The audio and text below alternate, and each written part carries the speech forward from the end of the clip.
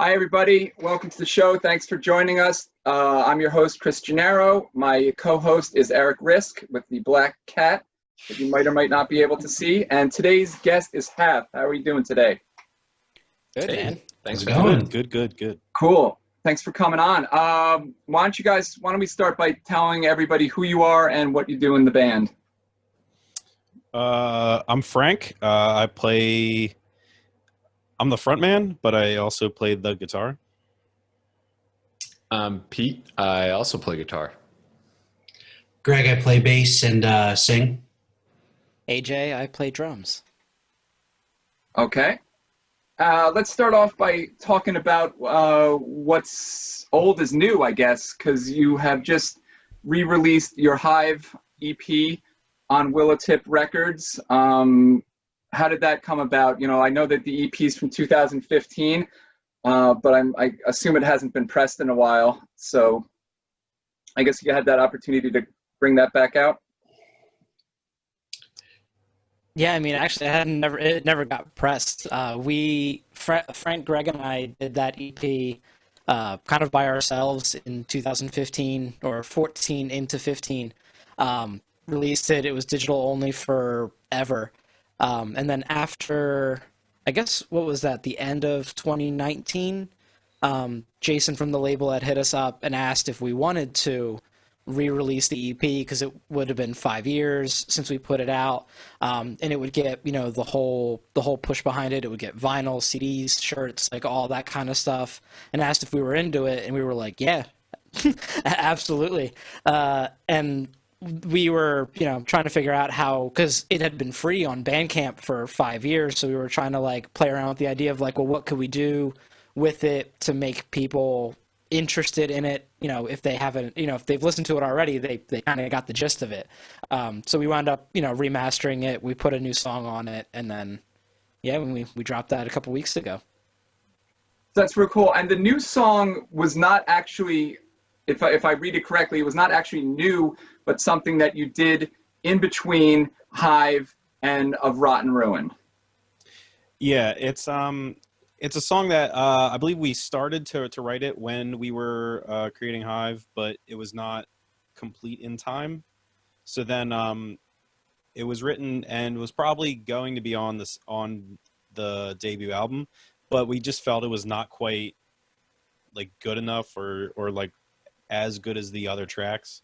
So we went and we like touched it up and changed things to make it the way it is now. Okay, and it sounds like AJ, you're running a studio now. Yeah, I kind of had always had a studio going. When we recorded Hive, Hive was actually the very first thing that was tracked at the studio, and the studio wasn't even like built out yet. Like the floors were still bare plywood when we were reamping guitars. The drums were done at my old spot, which was basically like a closet.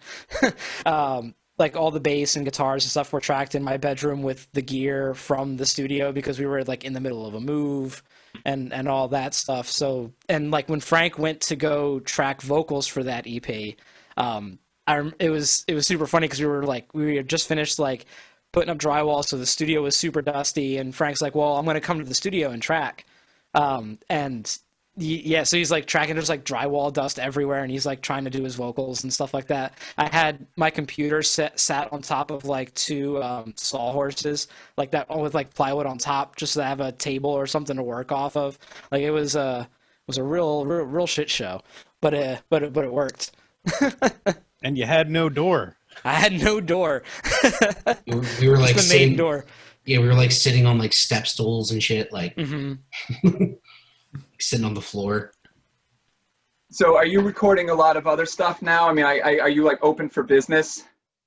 Yeah, I've been operating at this location for, I want to say like 4 years now. Okay. I've done mostly like local acts to here. I guess some of the more notable bands were bands like a grind band called Ground from Jersey, Cognitive from Jersey, and stuff like that. Nothing too crazy. Okay, but is it mostly, you do mostly metal or? or is it just like a little bit of everything? Almost exclusively metal, whether it's hardcore, death metal, or just kind of straight up like rock stuff. Nothing. I've done like some pop punk like rock stuff, but it's mostly like mine and Greg's other band that I do that with. But it's like I want to say it's like 95% like just like death metal, hardcore stuff. Okay. And what's the name, just so, and where is it, in case anybody's local and looking for a place? Oh, it's just out of my name, AJ Viana. And website is just ajviana.com. Super simple. Can't go wrong with that. Cool. And you mentioned your other band, that's the Ophidius one? I don't know if I'm saying that right. Yeah, so Actually, yeah. It's yeah, so Ophidius is me, Pete, and Frank, and on our other buddy Nick, who plays bass on that. And then the American Standard, which is the other band that Greg and I are in, which is like more of like a rock, like Jimmy Eat World Bayside kind of band. Okay. Yeah, it's a very incestuous group of musical friends we have here. He does too much. Yeah, and that I did check that out when I was doing my research and stuff, and that's sort of more like an instrumental type of thing. It's got like a slightly different vibe than the Hath stuff does. Yeah, not to kind of speak for everyone, but I would. It's very, very different. It's way more like tech focused, way more focused on like the like orchestra and like the noodly guitars and like all that kind of stuff. Where Hath is not. we're trying. I think with Hath, we're all kind of in the same mindset of simpler is better. As if it sounds good, it is good, and if what sounds good is something super simple and very straightforward, then that's what we're going with, kind of thing. Yeah, I was tired of playing complicated stuff. I remember you saying that once. Before I was in the band, we were talking about Hath, and you were like, "I just want to not worry about playing these songs." I don't want to feel like I have to warm up for an hour to play a 20-minute set. Exactly. Yeah, I mean, being old, my memory is going, so I can't even imagine that. And obviously, if you guys have two singers, the combination of playing guitar and singing has got to be murderous. It's something that honestly like seemed very scary at first, and at first it is tough. But like once you get it down, you kind of can't imagine doing it the other way. Just like you just like that just becomes the new normal.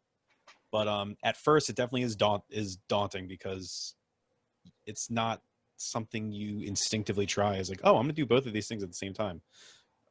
It becomes muscle memory. Like after a while, like you're not even thinking about what your hands are doing, and then it gets to a certain point where you're not even thinking about what you're singing and what your hands are doing. It's just kind of muscle memory, and then it becomes natural, depending on whatever you're playing. But yeah, it definitely sucks at first. Yeah. So getting back to the two of Rot and Ruin, we've talked to a bunch of bands that have dual singers, and a lot of times when you listen to it, like you can definitely tell that they're going back and forth. But I feel like with you guys, most of the time when I notice that you have two singers is in the choruses when you're actually singing the same thing, and I feel like that gives it like kind of a different vibe. Is that something you were definitely going for, or what's your philosophy in the dual singer thing? It definitely was something we were going for, but it's also something we're just kind of playing with as we go. Because on the first EP, we were planning to include some of that singing, but it just like wasn't right. So we eventually tried it on the album, and it worked on there. And I think going forward, we're trying to find new ways where to have Greg and I both sing and have it spice things up without going back to that same trick over and over. So like we're probably going to find new ways to both sing. Okay. Yeah, so it's not like, the song's chugging along and then all of a sudden there's a big section. It's like, all right, here's the big part. Here comes the singing. Yeah, Like less we're trying to, predictable. yeah, like I'm sure there's probably going to be sections where that happens, but we're trying not to have it like have that be the reason why it's showing up kind of thing. Because it seems like people like it, so might as well continue it. No, the overlapping vocals definitely give it sort of an interesting vibe. And just to be clear, like it's not like singing, and I know a lot of metal bands fall into that pitfall where they try to do the clean vocals and I don't know. I'm a death metal dude. I don't want to hear some of that stuff, you know. I feel that. In the last few years, though, there have been like a lot of bands that have really kind of blown that out of the water. I feel like Cattle Decapitation on their newest album. It's not clean singing, but it's way more melodic than what they had been doing. Or like Sludge on their newest album, like they had clean singing, but it was almost like Peter Steele kind of singing on a death metal album. Like my idea for like how clean singing can work is like more along the lines of that. It's not just like the pretty voice and the screaming voice. It's like, no, how can you kind of play between the two? And I think it helps too because Greg's voice, like his singing voice, isn't even like truly clean. Like a lot of times when he's getting like in his like super comfortable register, it's like very raspy and very kind of like almost shouty to like an extent. So it really helps it like mesh in with like the fact that there's like screaming, like more often than not when we're doing these singing parts, there's like a layer of screaming underneath of it too. So it kind of like helps like meld everything together so you're not having like one sparkly clean vocal track on top and then this just mush of screaming vocals underneath. Like it all kind of like homogenizes together because it's not truly like clean. Yeah, that's basically exactly what I was going to say. So yeah.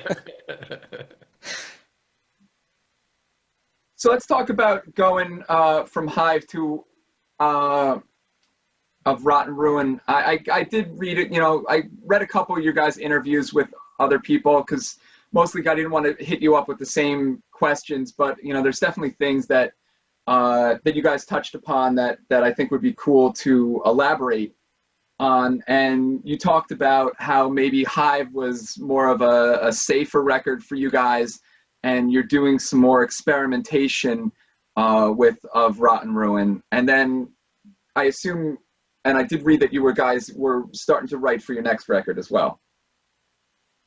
Mm-hmm. Yeah. You want to take it, Frank? Yeah. Hive was very, what's the word I'm looking for? Like, Hive just kind of came naturally because it wasn't supposed to actually be anything. I was just like jamming at home and I was like, I got these songs and they're cool. And then all of us made them into Hive and it was like, oh, this is actually great. And then with the album, we actually like set out to create an album that was good. So like with that comes you got to try new things, and sometimes it's weird. Sometimes you find things that work that you didn't think would work, like the singing and all that. But with the new stuff, we do have a lot of new stuff in the works, and I think we're taking that even further. I think we're experimenting a bit more, doing more things we haven't done yet. And it's not about trying to do anything particular, but it is doing what's natural, but not trying to bar ourselves. Like not saying we can't do this. We're not allowed to do this. It's like, all right, let's be open-minded and just, write whatever comes out. Yeah. Well, go ahead, Pete.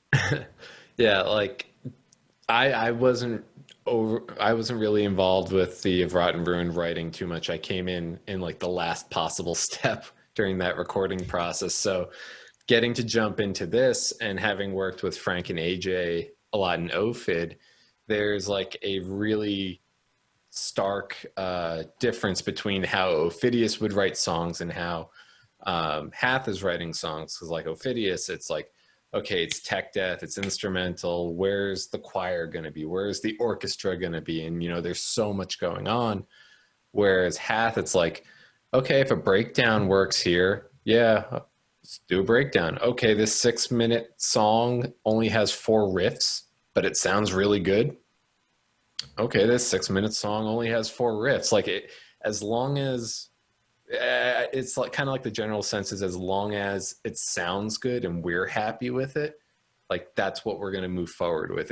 We're not really trying to ever like square peg round hole something because we feel like it has to work that way. Yeah, I think. No, go ahead, Greg. Oh no, I mean, what I was going to say, kind of going off of what Frank was saying, it's like when, like, it's not even with this new record that it's like, hey, we're getting kind of like we're experimental, kind of like, hey, like we're going to throw like theremins and like keyboard parts and all this stuff. It's like we're definitely writing songs with kind of moods and vibes that like we have not touched on in Of Rotten Ruin and with Hive, and some of just kind of really dreary, dramatic things that are going to progress like the style and the sound of the band that we haven't really touched on, as opposed to like, yeah, like we're not holding any boundaries and we've got like didgeridoos on like 9 songs kind of thing. You know what I mean? Yeah, because I mean, at the end of the day, it's like that old adage with like bands. It's like at the end of the day, we just want to write music that we're excited about. So it's, you know, if yeah, like what Pete was saying, if it's a 5-minute song and it's got, you know, 1 blast beat in it, all right, cool, then fuck it, that's what we got. Like if we're doing a song and we ultimately decide like, oh, it's gonna be like 80% like the clean vocals with a few like death metal-y vocals, like kind of turning it, then, you know, that's kind of what it is. As long as at the end of the day we listen to these tracks and we go, yep, there's nothing else we want to do with them, then we're fine. We'll move on with it, kind of thing.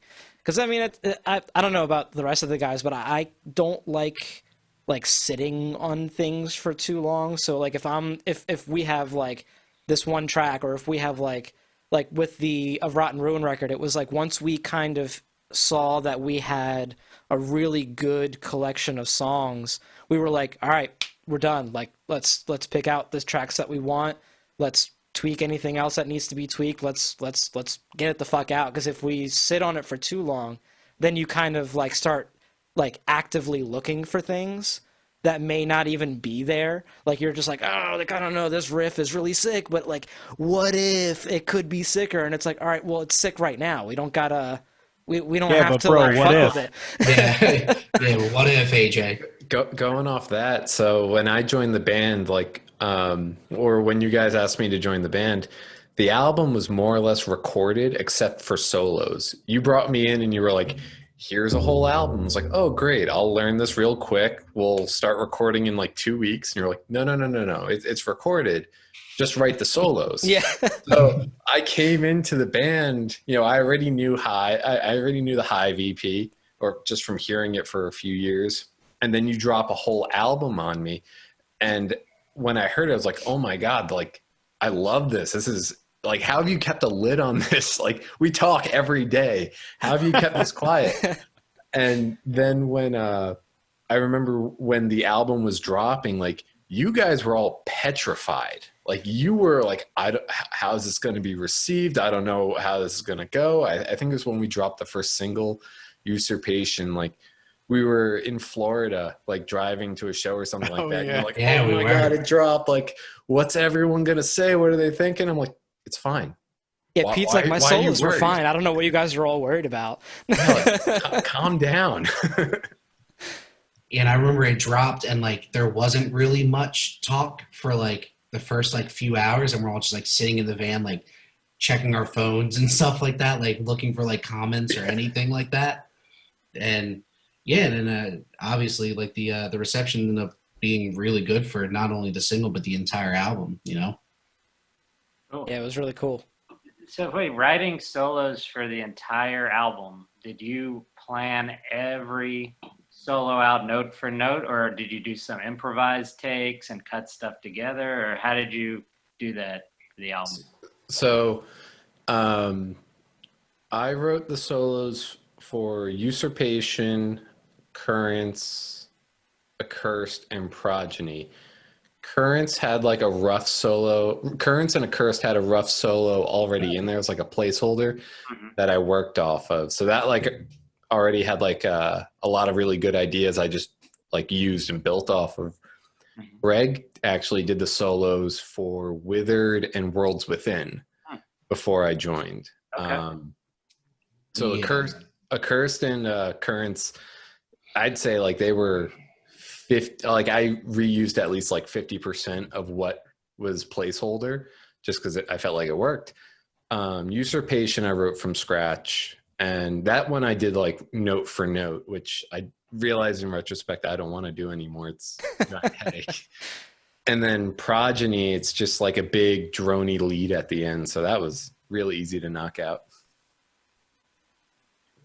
Cool. And you guys were on tour in January? Yeah, 2019, yeah. Mm-hmm. Yeah, we did a run with Cognitive and Macabre from Wisconsin. How did that go? It was really fun. No major hiccups, no horror stories. So I guess all in all, it was a pretty good win.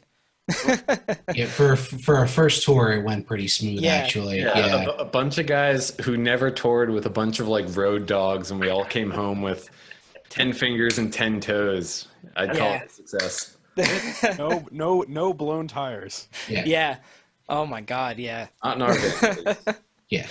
We came home 15 pounds heavier, full of like Little Caesars and PBRs and bags under our eyes. Like I think we all slept for like 19 hours. Like when we all got home, like we were all just dead the entire next day. Like yeah. I remember like the week. It was like the 2 or 3 days after like the Pete, Greg, and Frank were like, "Oh man, like I feel like trash," and I'm like, it's not gonna hit me yet because I was doing double duty that whole tour. Like I was playing for Hath and I was playing for Cognitive that run. So I'm like, I was telling the guys like all through the tour, I'm like, it's not gonna hit me until like a week after we get home. And so like they're like, yeah, we took like a couple days off, like we're dead on the couch, like we didn't move, like this, that, and the other thing, and I'm like, I'm ready to go. Like, let's keep going. And then like that following Monday, I think I was sick for like the entire week. Like I was like, I'm like, put me in the ground. You came home in so much better shape than when you, like you actively lost weight in a healthy way on tour. Yeah.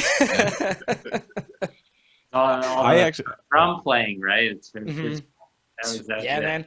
And you guys have a lot of blast beats. I mean, there's a lot on the album. So yeah, there's a few. Personally, I think there could be more. He could go faster. He could hit. He could hit harder. Yeah. Yeah, it's a workout for sure. So how far along are you guys in the writing process for your next album? I think it varies depending on the day. Honestly, like we'll have some, like I think we've all agreed that we have like a solid like 12 songs that we're good with. We want to try to trim some of them. Like I think we ultimately want to get down somewhere around to like 8 or 10, depending on like the runtime and stuff like that, and what we really want on the record versus what we're kind of mad on. But that stage, I feel like, has been about 6 months long. So I don't know. Because we keep changing things. Well, COVID didn't help. Yeah. I think we're hoping next week to like nail down like the songs that we can then like start putting our attention to those versus like a huge collection of songs. Because before we wound up with 12, we had like 23. Yeah, and I so we wound up cutting about half of them in hopes to try to make the decision easier, and it's just I feel like every day is just another panic attack of just like which songs are actually good.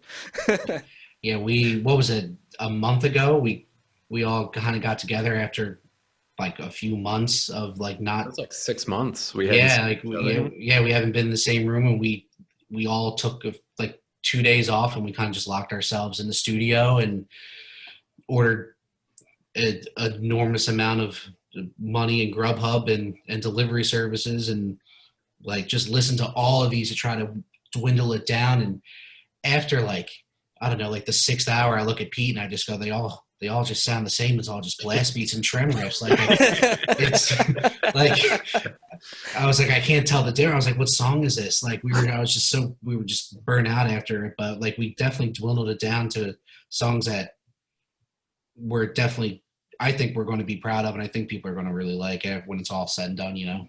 It was like a necessary punishment. If we didn't do that, yeah, we'd still be sitting here going like, oh, we have like 25, 30 songs, all in varying degrees of good, bad, and finished. Well, at the beginning of the quarantine, AJ was writing 3 songs a week, like just casually, like. Yeah, it started off as a way to, because like for pretty much, it was like after we dropped Of Rotten Ruin, I think I wrote one or 2 songs, and then I was on like a huge dry spell. Like I couldn't, if you put a guitar in my hands, I wound up getting frustrated more than like excited. So I wound up like just not touching it for like months. Like my guitars just like collected dust for almost a year.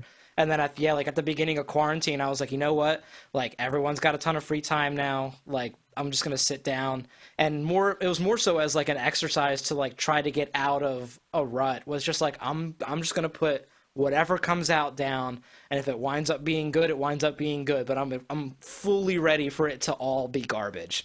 So that's interesting. It was a way to break the cobwebs out.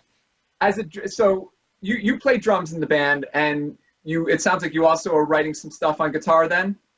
Yeah, we all kind of, I like to think that we all kind of just write like in varying degrees. Like Greg will sometimes like hit me up with like a YouTube video or a Facebook video of like him just noodling on a riff, and it's just kind of like, hey man, is this cool? And I'll be like, yeah, like, and then I'll look at it and try to like learn it, and then I'll turn it into something else. Or, you know, Pete will come out with a track and we'll be like, yeah, like that's really sick. And then we'll, you know, add a riff, change a riff. Like the fact that we all play guitar really, I think, helps with kind of the songwriting. Because it's like when we were in the studio together for those 2 days, it was like we had one guitar that was just always plugged in, always in tune and ready to go. And so when we got to a section and we were like, yeah, like this riff is kind of okay, but we're not, you know, I don't know what to really do with it. And then one of the guys would just be like, here, pass me, you know, the guitar. And then we would do something like that. And then the next guy would be like, oh, like I got a cool thing to come in after that.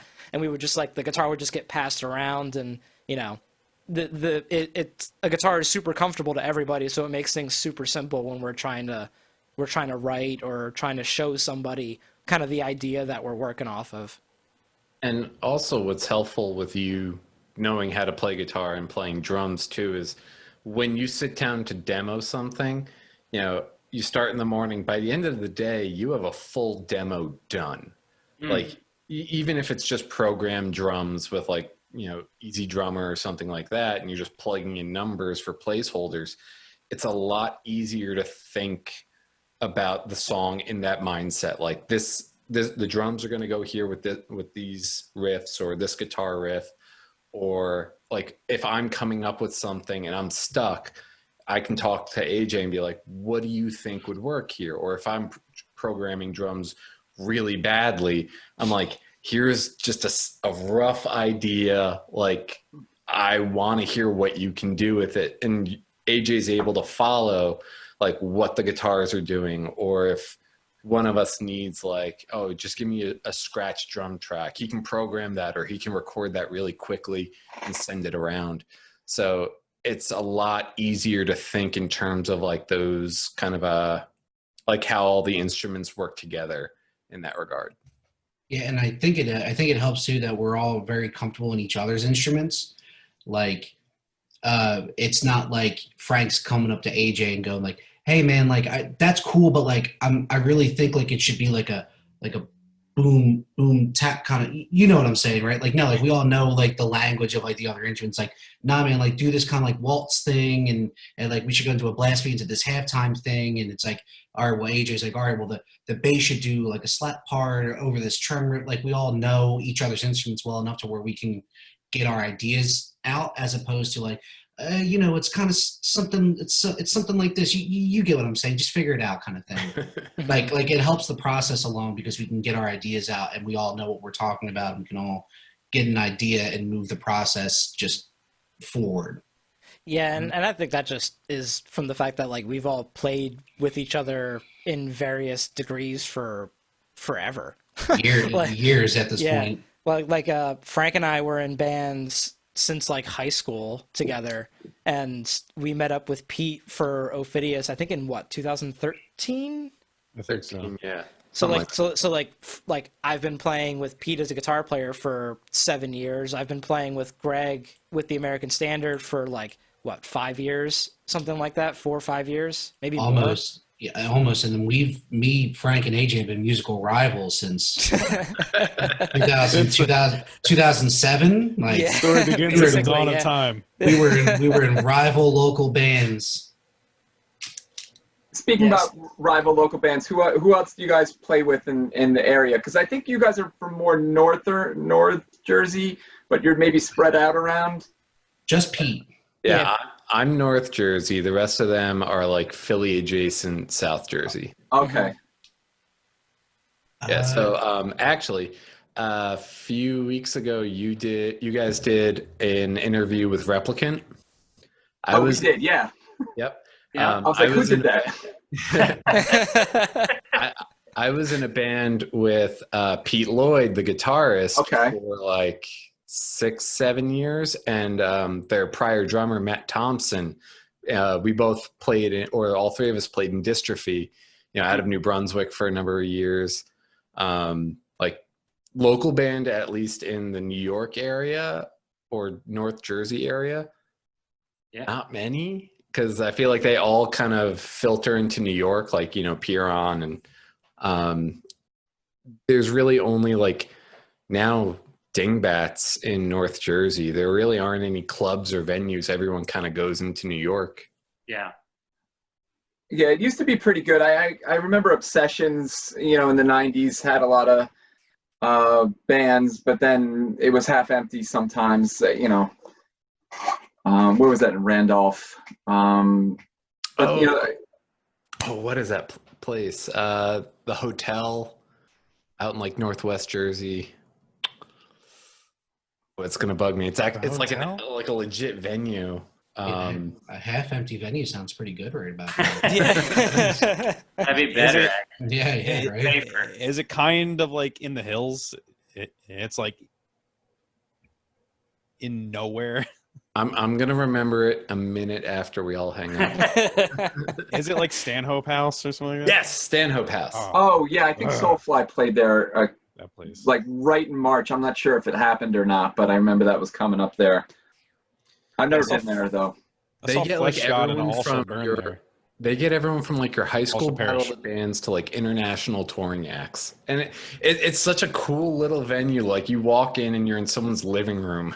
Like, oh yeah, the bar's over there, and the stage is like 4 inches off the ground, and it's 10 feet wide. Yeah, I mean, I think it's kind of a hard question because like other than our tour and the tour that we were supposed to be doing, and then COVID hit.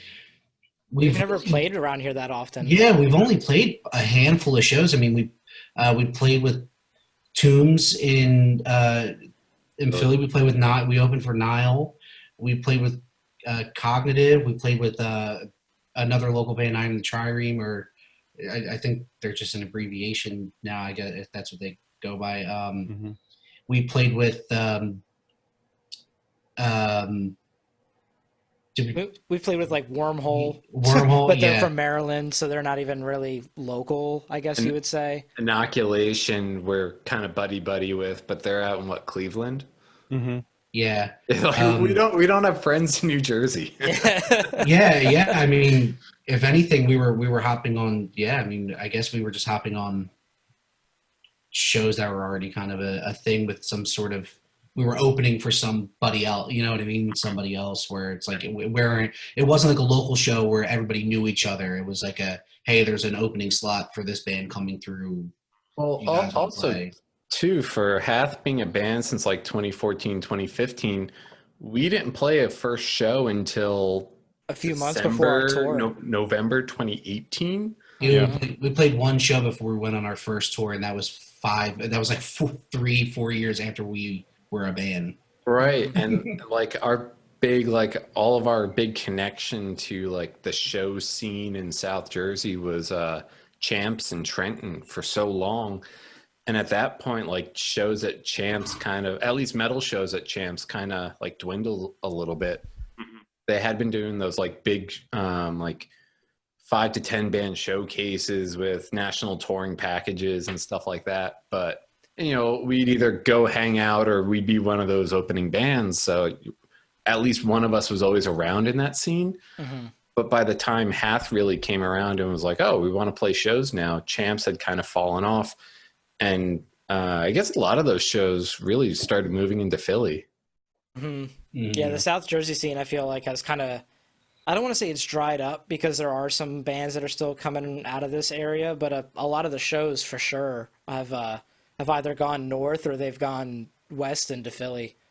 At least and like Pennsylvania. Yeah, at least definitely. compared to like when we were coming up between like, I don't know, 2007 and 2012.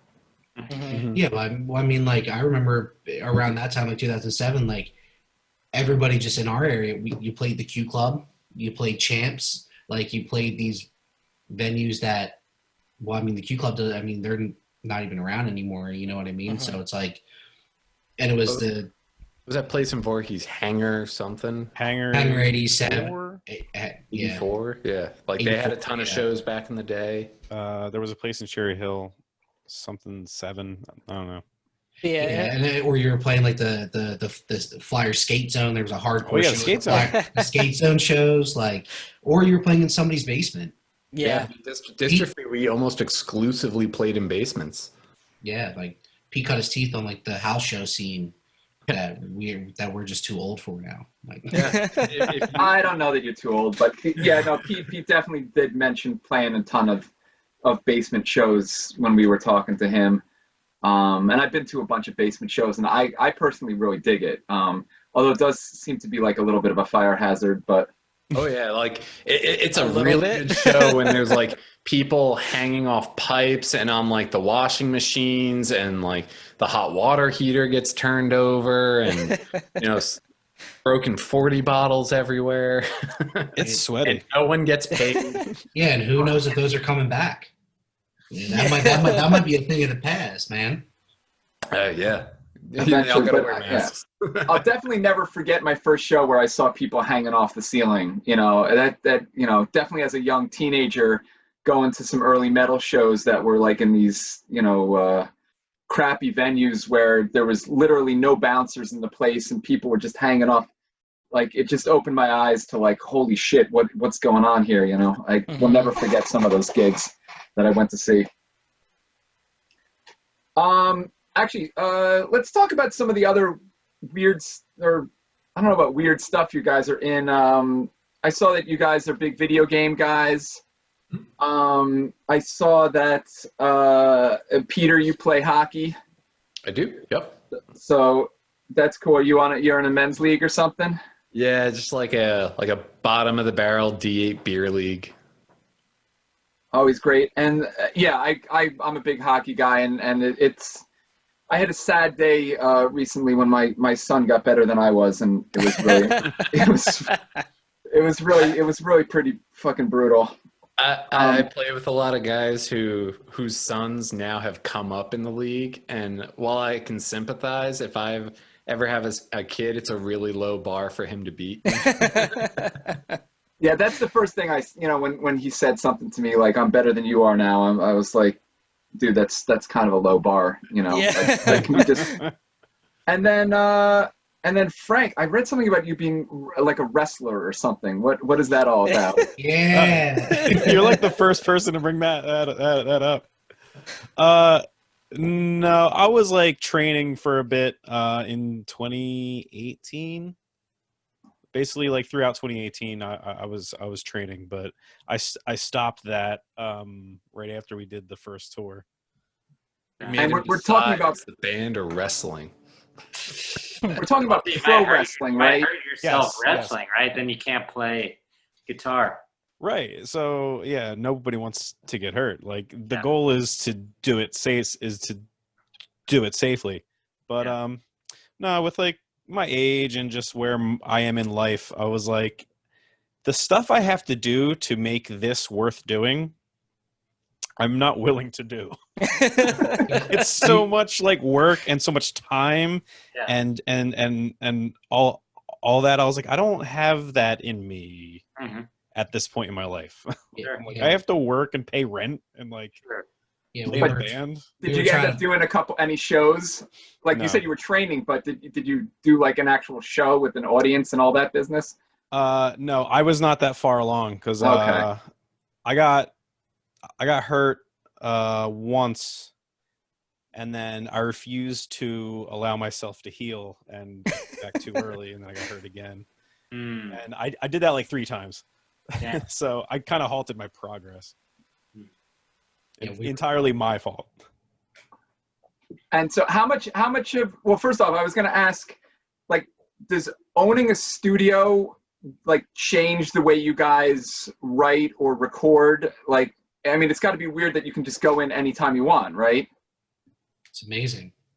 It's the, And- it's but the, it's the do you greatest do thing. that? So cost effective because it costs me, Frank, and Greg nothing. It cost me and Frank $4 in tolls to get from Jersey into Philly.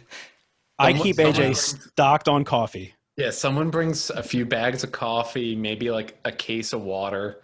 Yeah. That's it. I bring hand soap and paper towels.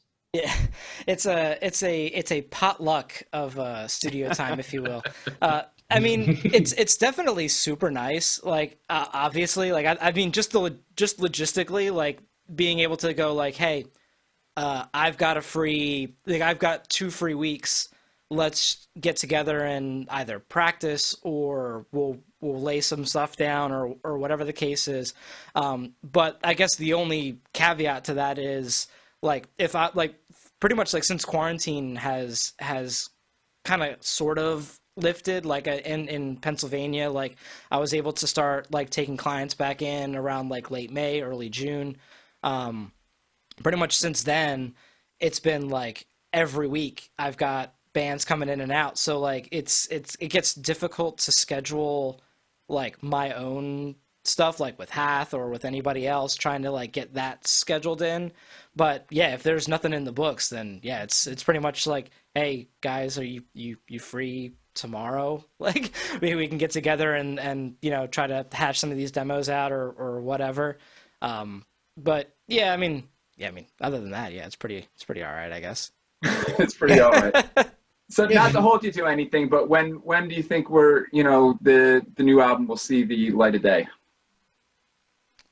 I think rough hope was to try and start tracking something in like late winter, early spring, and so time Okay, so we're from looking there at is kind of irrelevant, but Mid 2021, I assume. Then some like maybe. I think Who that's a knows? safe guess. Yeah. Yeah, Will I'd say Willowtip put it out again? Will Yeah. Willowtip be the Mhm. label? Okay. Yeah. How did you I guys think, hook up with Willowtip to begin with? How'd That's you? a fun story. That's a great story. Is it? All right. so it was like 2018? It was like Yeah. probably like February, March 2018. It was Yeah. There it was was March during a blizzard. yeah, I was there in the process of moving back to New Jersey. Yeah, so at this point, Frank's living in Cleveland or just outside of Cleveland or whatever. It was like a huge snowstorm. I'm pretty wasted sitting on my couch. I think Greg was saying that he was also a little toasty. It was a big blizzard, and I was in pajama pants watching Law and Order on my couch, sipping Pinot. Yeah. Yeah, like at like 4:00 in the afternoon. Yeah, so we're hanging out, and I get an email notification on my phone from the Hath email, which has pretty much been like a desert for pretty much since we opened it. And so I'm hanging out, I'm drinking, we're hanging out, fully expecting nothing to happen. And then there's an email from Bandcamp, and we're like, all right, like no one's even looked at Hive because that was the only thing that was out. Like no one's looked at Hive for like 2 years. why are we getting emails from Bandcamp? It's probably spam. And it was like a message that somebody had made on Bandcamp, and it was like, hey, I sent you an email like a week and a half ago. I don't know if you got it, but I would check your email. And it was signed Tipton. And I'm like, the fuck is this? And why are they sending us messages to check our email? Like, what are you, my boss? Like, so we checked the email, and I'm looking at it, and I'm like, sitting in my living room, I'm like, no. And it was like, I'm reading the email, and it's from Jason Tipton at Willowtip, and it was basically something to the effect of like, hey, I've been listening to your record for a couple weeks, Hive, it's really, really good. I would like to talk to you about, striking up a deal. And I texted the dudes, and I was like, yo, I don't know if this is bullshit or not. Because it was like an unregistered like email address, like whatever. I tried to Facebook him. He's not on Facebook, and like all this stuff. And I was texting, the group chat, and I'm like, I don't know what's kind of going on here. But Willowtip is really sick if this is true. And Greg is like, I don't know what's going on here. Like, yeah, I figured, like, I'm not, like, as deep involved as, like, Frank or AJ or Pete. Like, there was like, oh, man, like, this sick band with, like, 32, like, Facebook follows. Like, they're on this label. Like, they're sick. Like, I know, like, everything about them. Like, I'm not like that. So, like, oh, cool, we got this message from Willowtip. And I'm like, I've never heard of him. Like, it's probably some dude in his basement who, like, burns CDs on, like, a Windows 98. I'm like, who cares? Like, it's probably some dude in, like, the middle of PA. And they're like, oh no, like they sent me the link, and like I looked at this the discography, and I was like, oh, okay, he's like an actual guy. Like he's like, this is like an actual establishment. Like, oh, yeah, that's sick. I was like, oh, cool. I love Flesh God and Necrophages. Like, oh, cool. Like, yeah, like ultimately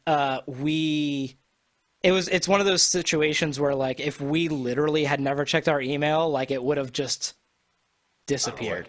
Yeah, it would have just gone away. It was really sick of him. Yeah, it was really sick of him to, because I think what happened was he sent the email, and then we got like a message on Facebook.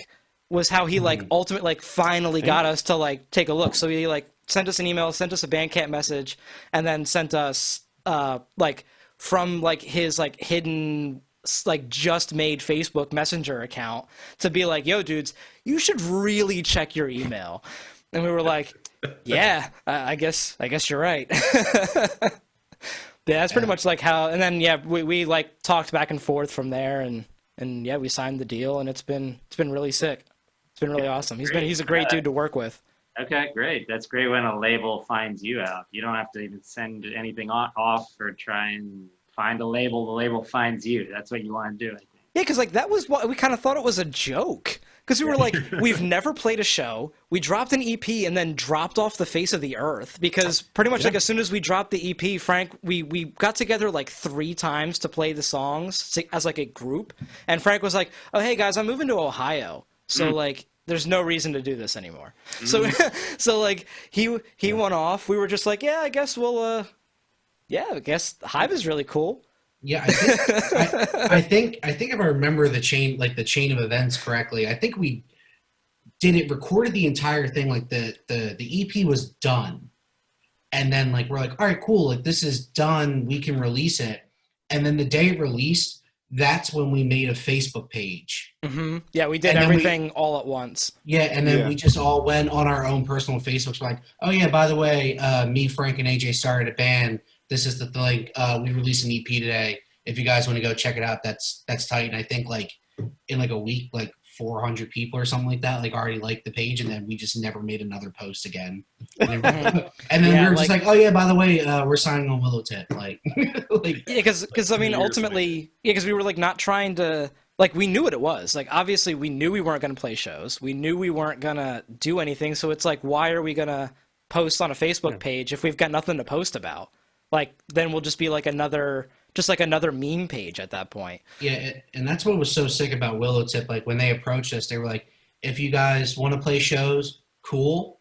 If you guys want to do whatever, cool. Like, we'll support you in any way we can, kind of thing, in terms of PR or monetary or whatever the case may be.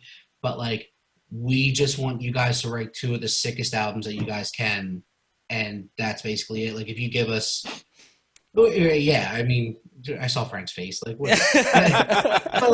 but it was like, if you guys don't like want to tour, like, it's fine, like, it doesn't matter. Like, if you guys do want to tour, cool, like, we can have conversations about that. But it was just like, hey, we just want awesome music. Like, there's no deadline, there's no promises of tours, or like, hey, you need to give us 2 albums by 2023 or you're in breach contract. Like, no, it was like, hey, if you guys write your second album like 6 years from now, like, cool, hand it to us in 6 years and like we'll put it out, like, whatever. I guess as long as it's good. So they had an understanding that it was 2 albums, and I'm assuming that Hive doesn't count. Nah, because it's a re-release kind of thing. But yeah, that was kind of what ultimately why we said yes to Willowtip, was like, dude just gives off the vibe that he's like, I just want to put out good music. So like, if you guys have good music that you want to put out, I'll put it out, sure. So and that's like, that was really sick, because that, you know, by that point we were like, the fuck do we need a label for? We're not gonna do anything. Like, we're not pressing a CD. We had an EP that hadn't basically been talked about in 5 years. So like, the fact that he even wanted to do that, like, he didn't have to. He was just like, yeah, like, we'll re-release it, put it on vinyl, do, you know, give it the works. And so it's been really, really cool. Dude loves music, and he just wants to get it out. Awesome. Can't complain about that. We're getting sort of at the time here. I don't want to keep you guys up all night. Eric, I don't have anything better to do, but sure. I love to hear myself talk. Who did the logo? I like the logo behind you, Frank. Who did that? Oh man, I couldn't remember the name off the top of my head if you had a gun to it. Okay. It was some guy we randomly found on the internet in like 2014. I think he did Graves' logo, if I remember right. Maybe.